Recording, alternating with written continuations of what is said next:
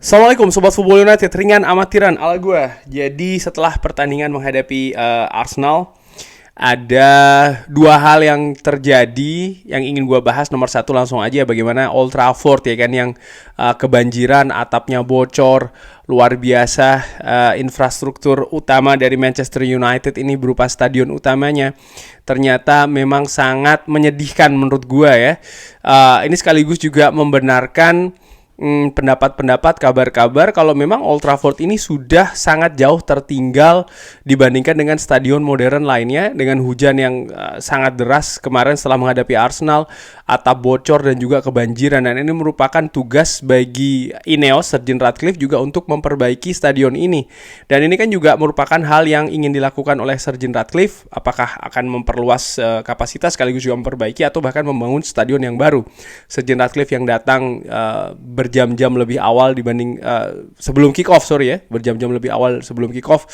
Ini selain disuguhkan hasil yang tidak bagus, walaupun permainan dari Manchester United menurut gue cukup lumayan di pertandingan tersebut, juga bagaimana stadion yang ini merupakan dua hal menurut gue memang harus diperbaiki oleh Sir Jim Ratcliffe, Ineos di Manchester United. Dan kabar kedua adalah bagaimana pendapat-pendapat dari legenda-legenda Manchester United terkait dengan situasi saat ini, dan apalagi kalau bukan terkait juga dengan status manajerial di Manchester United. Dan ada wawancara ya dengan Gary Neville yang dilakukan ini oleh Sky, dan gue juga nanti akan mengutip beberapa pendapat juga dari legenda-legenda Manchester United yang lain ya.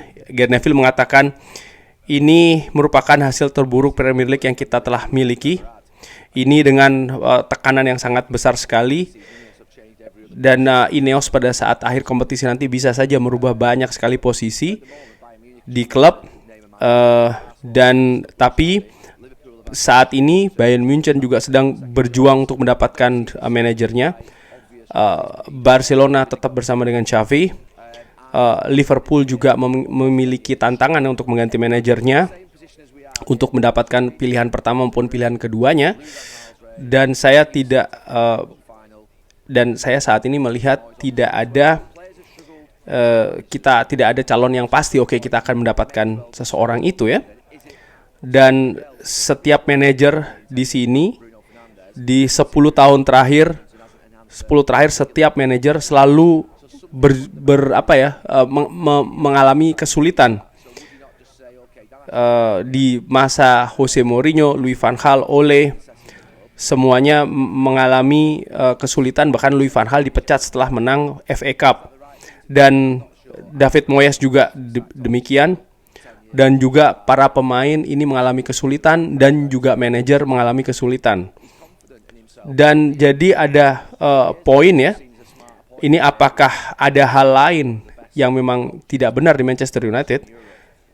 Karena ini juga melihat ya bagaimana pemain yang datang selain Bruno Fernandes selama 10 tahun belakangan ini, mereka tidak memiliki performa yang bagus, walaupun mereka sebelumnya memiliki reputasi yang bagus di klub-klub sebelumnya. Jadi ada sesuatu hal yang fundamental yang salah, dan Ineos berusaha untuk merubah itu. Dan ya kalau kita lihat, Dan Ashworth belum masuk, lalu Jason Wilcox baru saja mulai bekerja, dan Dave Braithwaite baru ada di sini beberapa bulan untuk mengganti manajernya juga. Apakah ini langkah baik yang dilakukan? Saya tidak yakin.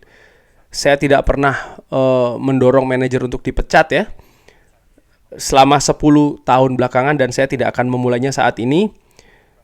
Dan saya melihat saat ini Erik ten Hag berada dalam tekanan ya. Dan saya sudah pernah duduk bersama dengan Erik ten Hag, dan dia sangat percaya diri dengan dirinya ya. Dan selama 2 tahun ini kita 2 tahun yang lalu kita melihat Erik ten Hag ini, bahwa kita melihat penunjukan Erik ten Hag ini merupakan sesuatu yang cerdas, yang bagus yang dilakukan oleh klub 2 tahun yang lalu.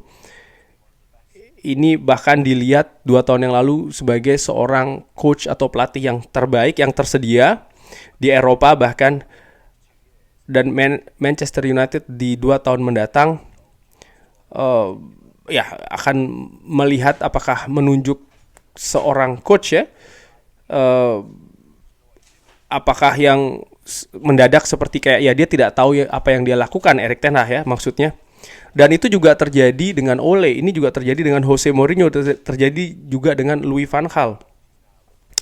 Dan ya saya juga melihat harusnya ini bisa berhenti di satu titik, artinya pergantian manajer yang memang terlalu sering terjadi di Manchester United. Dan ya gue sepakat sebenarnya apa yang dikatakan oleh Gary Neville ya, bahwa memang ada satu poin di mana ketika kita Manchester United menunjuk seorang manajer, ini terlihat seperti kayak oke, ini merupakan solusinya seperti Jose Mourinho, Louis van Gaal maupun juga Ole Gunnar Solskjaer, termasuk juga dengan Erik ten Hag. 2 tahun yang lalu gue betul-betul ingat ya bagaimana di sosial media, bukan hanya di dalam negeri tapi terutama di luar negeri internasional, melihat bahwa pada saat itu Erik ten Hag ini menjadi salah satu nama yang sangat difavoritkan, melihat bagaimana pencapaiannya dengan Ajax Amsterdam. Mungkin suara-suara yang saat ini meminta Erik ten Hag dipecat pada saat itu, gue nggak tahu ya, mungkin juga memiliki pendapat yang sama terkait dengan hal tersebut. Walaupun pada saat itu gue memiliki pendapat yang berbeda ya,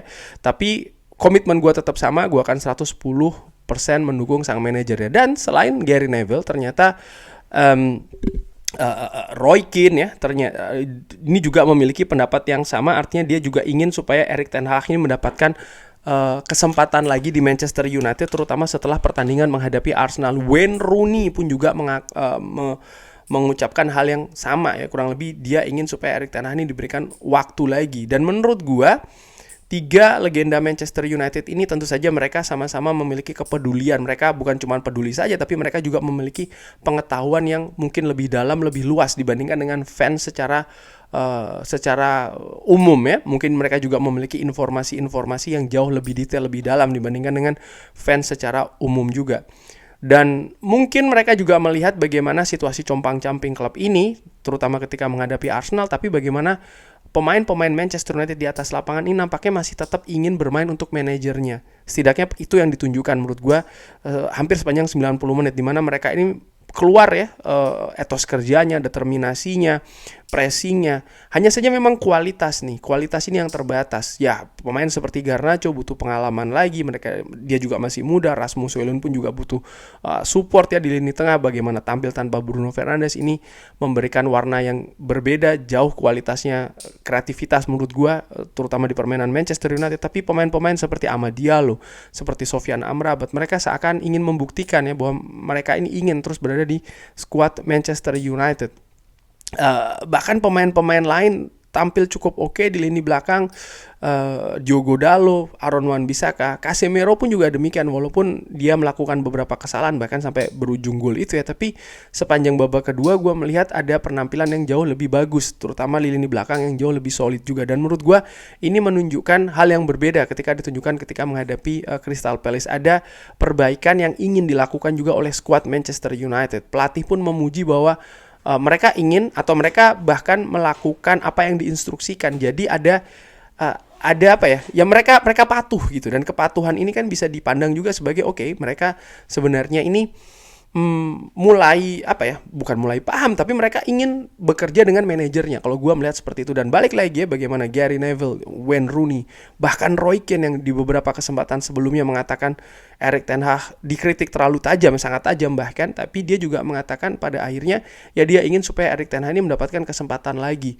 Dan menurut gue ini sesuatu hal yang mungkin fair ya, gue nggak tahu, mungkin gue salah juga ya, tapi melihat mungkin musim depan Erik ten Hag bisa mendapatkan support yang lebih bagus, pemain yang cedera tidak sebanyak musim ini, dan lain-lain ya, mungkin fasilitas juga yang lebih bagus, sehingga paling tidak dia bisa mengulangi apa yang diraih di musim pertamanya, dan kita juga bisa mendapatkan hal yang kita harapkan ketika 2 tahun yang lalu banyak fans bersuara ya terkait dengan manajer baru dari Manchester United. Dan tentu saja pada saat itu salah satu favorit gue masih ingat memang seorang Erik ten Hag ini. Kurang lebih demikian, terima kasih sudah menyaksikan. Jangan lupa like, subscribe. Wassalamualaikum warahmatullahi wabarakatuh. Thank you.